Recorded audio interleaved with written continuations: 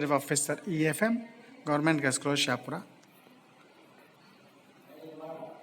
आज अपन BCom part second year elements of financial management and के बारे में बात करेंगे। इसमें अपन एक चैप्टर पढ़ रहे थे कि फाइनेंशियल स्टेटमेंट जो होते हैं उनकी meanings, objectives and main financial statement with the revised schedule 6 के अनुसार अपन बात कर रहे थे। मैंने इसके संबंध में आपको कई बार नोट्स भी भेजे हैं और वीडियोज़ भी भेजे हैं, जिसमें अपन बात करते हैं कि मेन फाइनेंशियल स्टेटमेंट कौन कौन से होते हैं। देखिए, मेन फाइनेंशियल स्टेटमेंट में बैलेंस शीट और पोजीशन स्टेटमेंट, इनकम स्टेटमेंट और profit and loss accounts, fund flow statement, cash flow statement, value added statement, human resource statement या human resource accounting, social balance sheet, social income statement और social cost benefit statement, ये इस प्रकार 8 statements आपके main statements होते हैं। देखिए, इसमें से मैंने आपको बैलेंस शीट और पोजीशन स्टेटमेंट के बारे में अच्छे से अवगत करवा दिया था विथ वीडियोस, पूर्व वीडियोस और एक कंटेंट के द्वारा, PDF फाइल्स के द्वारा। इनकम स्टेटमेंट और प्रॉफिट एंड लॉस अकाउंट के बारे में मैंने आपको जानकारी दे दी थी। अब अपन बात करेंगे फंड फ्लो स्टेटमेंट। देखिए, फंड फ्लो स्टेटमेंट क्या होता है और ये क्यों बनाया जाता है, किसके लिए उपयोगी होता है, व्यवसाय के लिए किस प्रकार से उपयोगी होता है, इसकी जानकारी हमको प्राप्त करना आवश्यक है। और फंड फ्लो की जब बात करते हैं उसको हम हिंदी बोलते हैं कोष प्रवाह विवरण। कोष प्रवाह विवरण, कोष प्रवाह विवरण एक निश्चित समय के अंतर्गत व्यवसाय में प्रयुक्त कार्यशील पूंजी के परिवर्तनों को दर्शाता है। वर्किंग कैपिटल में कितने चेंजेस हुए उनको दर्शाता है। इसके अंतर्गत कार्यशील पूंजी के विभिन्न स्रोतों एवं उपयोगों का वर्णन किया जाता है कि वर्किंग कैपिटल के सोर्सेज क्या हैं और एप्लीकेशंस यानी यूजेज क्या है, उसके बारे में हम जानकारी करते हैं। कार्यशील पूंजी कोषों की प्राप्ति, व्यवसाय संचालन से लाभ, अंश पूंजी में वृद्धि, दीर्घकालीन ऋणों, स्थायी संपत्तियों व विनियोगों के विक्रय से प्राप्त व गैर व्यापारिक प्राप्तियों आदि से होती है। जब हम बात करते हैं कोषों की प्राप्ति किस किस से होती है, मैंने आपको बताया, व्यवसाय संचालन से लाभ, अंश पूंजी में वृद्धि, दीर्घकालीन ऋणों से, स्थायी संपत्तियों व विनियोग के विक्रय से आदि से प्राप्त होती है, गैर व्यापारिक प्राप्तियों से प्राप्त होती है। अब बात करते हैं कार्यशील पूंजी के यूजेस कौन कौन से होते हैं, कि उनका प्रयोग किस प्रकार किया जाता है, किस किस में होता है। तो व्यवसाय संचालन से जो हानि होती है वो हम यूजेस में शो करेंगे। स्थायी संपत्ति अर्थात दीर्घकालीन विनियोग के क्रय से हमारा जो पैसा जा रहा है यूजेस में। स्थायी दायित्वों के भुगतान के बारे में, अंश पूंजी के शोधन के बारे में, लाभांश भुगतान के बारे में व गैर व्यापारिक खर्चों और हानियों की पूर्ति आदि के रूप में हम यूजेस को शो करेंगे। यानी फंड फ्लो स्टेटमेंट के अंदर एक तो होता है क्या, एक तो होता है आपका सोर्सेज, इनकम कहाँ से आ रही है, उसके सोर्सेज के बारे में बात करते हैं। दूसरी बात करते हैं हम कि उसके यूजेस कौन कौन से होते हैं, और वो मैंने आपको डिटेल से बताया। अब बात करते हैं अगली हम फंड फ्लो स्टेटमेंट यानी रोकड़ प्रवाह विवरण।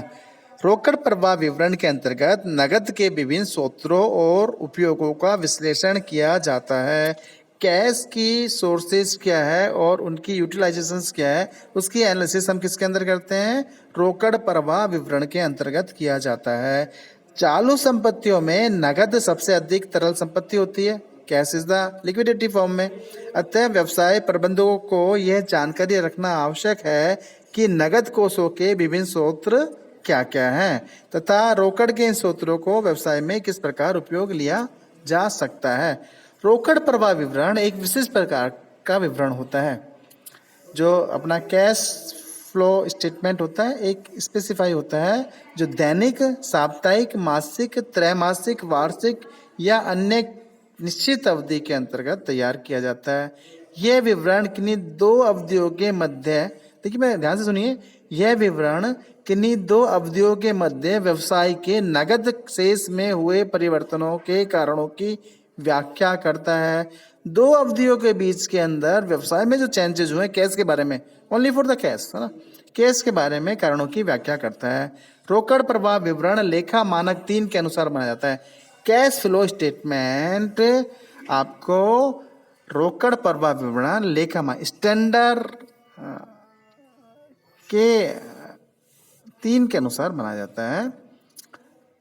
अगली बात करते हैं हम वैल्यू एडेड स्टेटमेंट।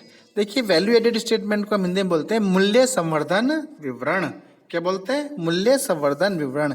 एक निश्चित समय सीमा के दौरान व्यवसाय द्वारा कच्चे माल के मूल्य में उपयोगिता वृद्धि को मूल्य संवर्धन के नाम से जाना जाता है। आई रिपीट अगेन, एक निश्चित समय सीमा के दौरान व्यवसाय द्वारा कच्चे माल के मूल्य में, जब मैं बात कर कच्चे माल के मूल्य में उपयोगिता वृद्धि को मूल्य संवर्धन के नाम से जाना जाता है।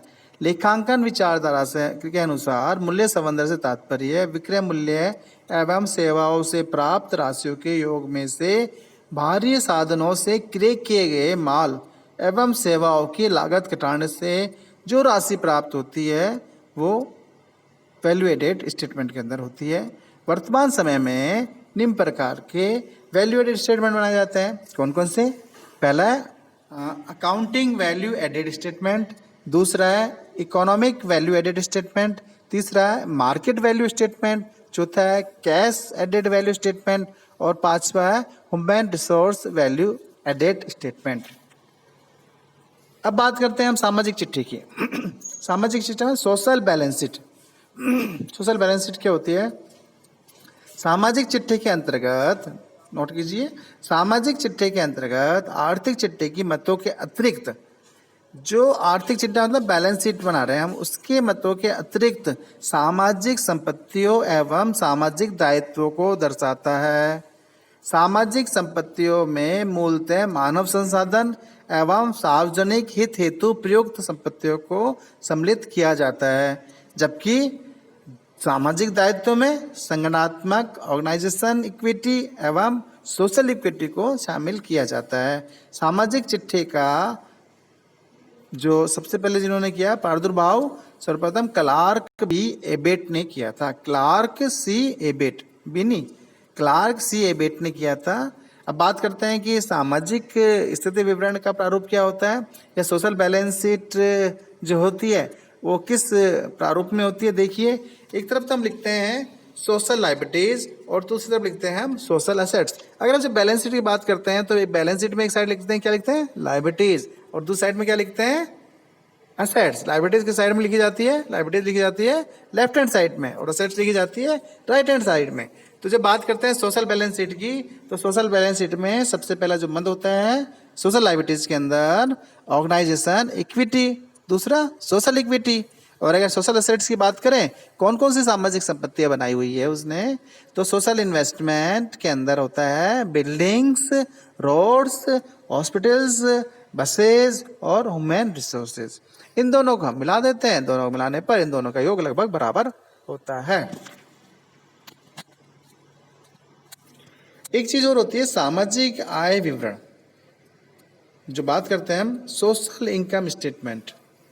सामाजिक आय विवरण, सामाजिक आय विवरण में संस्था द्वारा समाज को प्रदान किए गए विभिन्न लाभों एवं सुविधाओं तथा संस्था की विद्यमानता के कारण समाज द्वारा वहन की गई विभिन्न लागतों तथा हानियों का वर्णन होता है।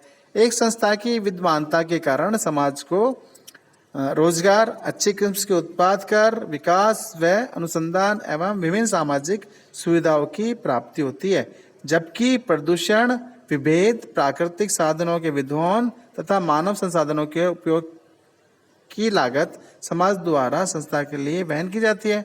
सामाजिक आय विवरण व्यवसाय की उपस्थिति के कारण समाज में को होने वाले शुद्ध लाभ तथा हानि को दर्शाता है। चलिए, किस प्रकार की होनी चाहिए फाइनेंस, एक को नोट डाउन कीजिए please. Nature of financial statement, financial statement की प्रकृति किस प्रकार की होनी चाहिए। देखिए, फाइनेंशियल स्टेटमेंट कैसे बनाए जाने चाहिए, तो लिपिबद्ध होने चाहिए, राइट अप पे होने चाहिए, वो रिकॉर्डेड फैक्ट्स पे आधारित होने चाहिए, अकाउंटिंग कन्वेंशंस होनी चाहिए, अकाउंटिंग प्रथाएं होनी चाहिए, स्वयं सिद्धि होनी चाहिए। स्वयं सिद्धि का मतलब होता है कि लेखापाल किस चीज को स्वयं के रूप में, स्वयं सिद्धि के रूप में मानकर चलता है, ये स्वयं सिद्धि बोलती है। जैसे वो मान लेता है कि देश के अंदर मुद्रा का मूल्य स्थिर रहेगा, ये स्वयं सिद्ध माना है, उसके अंदर परिवर्तन नहीं होगा।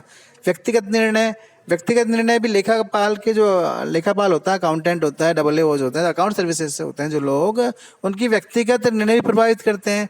मान लीजिए लेखांकन के बारे में कोई एंट्री करनी है स्टॉक को लेकर, तो स्टॉक चाहे तो लेखाकार कॉस्ट पे कर सकता है स्टॉक की एंट्री, या मार्केट वैल्यू पे कर सकता है, या विच एवर इज लॉस कम होती है उस पर किया जाता है ज़्यादातर, है ना। और अपन जो एंट्री करते हैं स्टॉक की, तो हम या तो कर सकते हैं किस मेथड से, फीफो मेथड से कर सकते हैं, या लीफो मेथड से कर सकते हैं, या औसत प्रमाप लागत से कर सकते हैं, या प्रमाप लागत से करते हैं। ये सारी चीज़ें अकाउंटेंट की खुद की व्यक्तिगत निर्णय पर निर्भर होती है। अगला लेखांकन अवधारणा होती है ना, उनके आधार पर ही ये वित्तीय विवरणों को हम तैयार करते हैं। अगली बात करते हैं कि फाइनेंशियल जो स्टेटमेंट्स होते हैं उनके क्या गुण होते हैं। वित्तीय विवरणों के आवश्यक गुण। वित्तीय विवरण हमेशा पूर्ण होने चाहिए, पूर्णता लिए होनी चाहिए, यानी कि जो वित्तीय विवरण में दी गई सूचना वो पूर्ण होनी चाहिए। अपूर्ण सूचना वाले वित्तीय विवरण अपने उद्देश्य की प्राप्ति में असफल रहते हैं, वो अपने उद्देश्य प्राप्त नहीं कर सकते। इसलिए सूचनाओं की पूर्णता होना अति आवश्यक है। सूचनाओं में तालिकाएं, विवेचना, टिप्पणी एवं स्पष्टीकरण आवश्यक होने चाहिए। दूसरी बात होती है प्रासंगिक होने चाहिए। जो वित्तीय विवरण बनाए गए हैं वो अपने उद्देश्यों के संदर्भ में बिल्कुल स्पष्ट होने चाहिए, उनमें कोई प्रासंगिकता नहीं छूटनी चाहिए। यदि वित्तीय विवरणों में उद्देश्यों के अनुसार सूचनाएं नहीं होगी तो उस पर आधार पर तैयार किए गए निष्कर्ष क्या निकलेंगे, गलत निकलेंगे। इसलिए प्रासंगिकता बिल्कुल होनी चाहिए, रेलिवेंस होना चाहिए इन्फॉर्मेशंस का। बौद्धिक में होनी चाहिए।